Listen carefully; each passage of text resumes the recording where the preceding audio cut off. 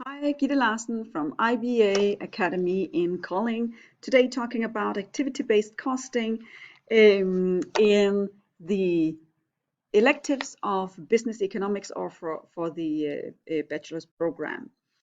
So we have had the subject of costs and how to allocate and how to connect different type of cost to different kinds of activities of the company.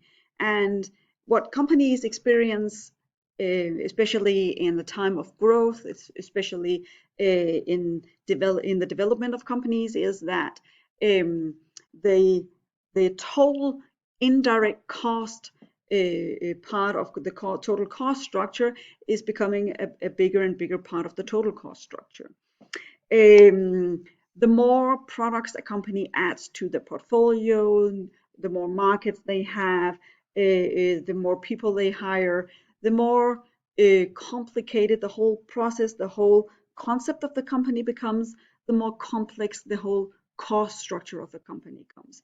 Therefore, it's becoming increasingly difficult to connect this pot of indirect cost to the different activities, and then you sometimes as a company you end up with having a cost allocation that is not fair towards the profitability of different could be products or could be customers or sales activities.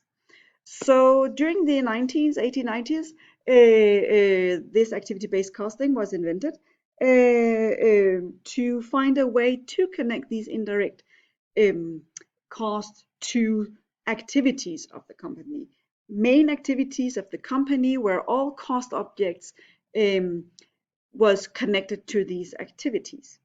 So that's what we're going to talk about today. We're not going into a longer discussion of activity-based costing. We could go on for hours in that, but we are going to have like this basic knowledge of activity-based costing and then go directly into Excel to look at a calculation. So you will not be an expert of activity-based costing if you look at this video, but you will have a basic knowledge of activity-based costing. So the focus is to allocate the indirect costs to different activities in the company. And of course, the goal of this is to find a better way to see where do we have the profit, where do we actually make the profit of the company, to better set prices, give better offers for customers, controlling the cost, evaluations of the whole financial part, so budgets versus real use of cost, controlling budgets, etc., etc. So processes, activities, principle, values, all of that is specific for a company. Therefore, you cannot buy a finished activity-based costing tool and then just plot it into a company. It's a complicated work to find this activity-based costing, to design that system for each company, and therefore it's very complicated and very costly. But if you are in a situation where you face as a company that the whole total cost structure and the total part of indirect cost is becoming increasingly bigger and bigger, and it's difficult to control it, you should definitely take a look at it. If you are in a business where the competition is very fierce and you want to make the right price, you want to make the right decision at the right time, then activity-based costing should definitely be part of how you should treat costs in that manner. All right, so here is the basics of the designs of the activity-based costing system. Now, what we know as direct cost or variable costs that are directly related to the different objectives of the company are not touched in this design, are not touched in this system. They are still direct, they're still variable. We can calculate and allocate them in a fair way because they are directly related.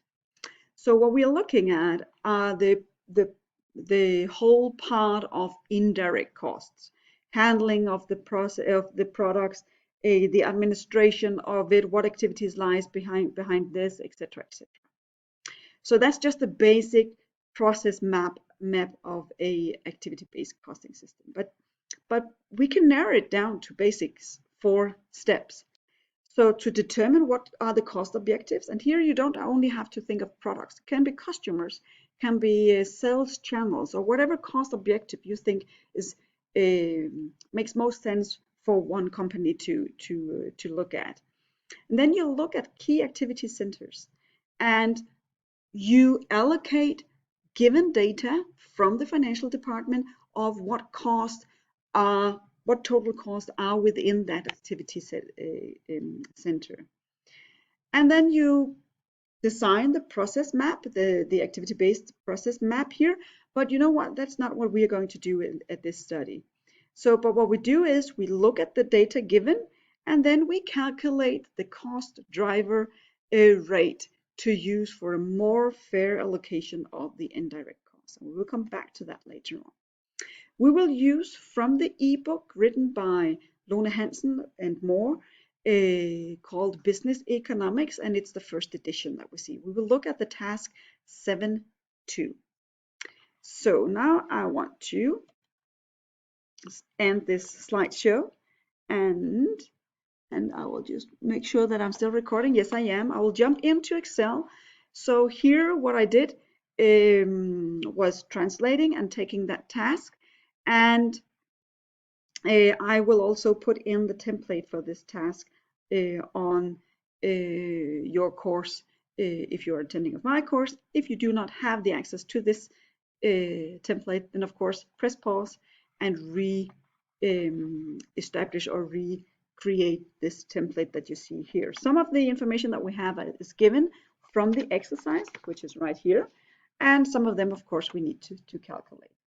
All right, so let's take a look at Helsegrossisten that has here 3 cost objectives that they want to focus on and to see where do they make most of their profits. So they sell their products through supermarkets, health food chains, and retailers. So those are the cost objectives that they want to focus on. Then they have collected some data looking at what is the average turnover per day on the 3 channels. What is the average use of articles per day, so cost of goods sold, and 3 channels. And how many deliveries was there in January, and yeah, in this case 2008. You can skip the year. This is just an example, okay? So they have collected this data. So this is given data that we have from the task. So cost objectives has been identified. Now, within the cost objectives, we have identified the activities, the main activities that will drive the costs in the whole cost setup of the company. All right. So here, receiving the orders, so picking up the orders from the stock and deliver to shops, and how much do we deliver, so quantity delivered every time, and then being at the shops and filling in the shelves with the customers. That's the activity areas that are the main activities the companies are doing here. So the cost driver, would be the cost, the activity that is responsible for creating the cost in this activity, right? So what drives the cost? What is responsible for the cost in these different activity areas? So receiving orders, of course, number of orders is responsible for driving that cost. Picking up orders from the stock is how many lines of orders do you pick up every time you have an order? Number of deliveries to the shops, number of cartons that you deliver every time you make a delivery, and how many hours do you use of filling up the shelves at the customers. Those are the things that drives the cost of each activity. This data here is given. Nothing has been calculated so far. Only this one, which is the total indirect cost. This total indirect cost of 457,080 is what we want to find a more fair way to allocate to the different activities, to the different objectives. So But from the financial department, we have been told that this is the total cost for this specific area in the different activities. We have also been told that the driver units, how many orders goes through receiving the orders, 2,000 orders we receive here in this period that we're looking at. Let me just remove this. And picking up orders, we have 21,280 times. So throughout here, we have 21,280 picking up from stocks every time we have in these 2,000 orders. We have 1,420 deliveries for shops. And those we deliver 76,000 cartons. And we use 640 hours filling shelves for the customers. Now, this is really question number 3, I think, in the task, but this is what we need to calculate our cost driver rate. So what we do here, so cost driver rate, so the number that we will allocate to each of the cost objectives every time we do it is taking the total cost divided with the units of the cost driver, and you will have the cost driver rate. So here you see it's 80, 160,000 divided with 2,000. Every time we receive an order in one of those objects, we will put a cost of 80 on that specific order. So that's how easy it is to calculate the cost driver rate. That was step 1, right? So we do that in all of these calculations. So basically, I'm just going to copy the calculation here so that we have the nice calculations here, all right? So all of this is given data. The cost driver rates are what we are calculating as this first step here. Then we have some more given data here. It says in the text that total number of orders that goes to the supermarket would be 140. Total number of orders that goes to the health food chain would be 360. 1,500 for the retailers. If I sum those 3 questions, now let me just remove my head over here. If I sum those 3 questions here, not questions, orders, you will see this is the total of 2,000. If you go up, you will see we had a total of 2,000 orders going through. So that's how it has been divided into the 3 cost object areas, okay? So let's just sum up all of them. And not the last one, of course. We don't need to sum up all of them. Let me just see, what do we do here?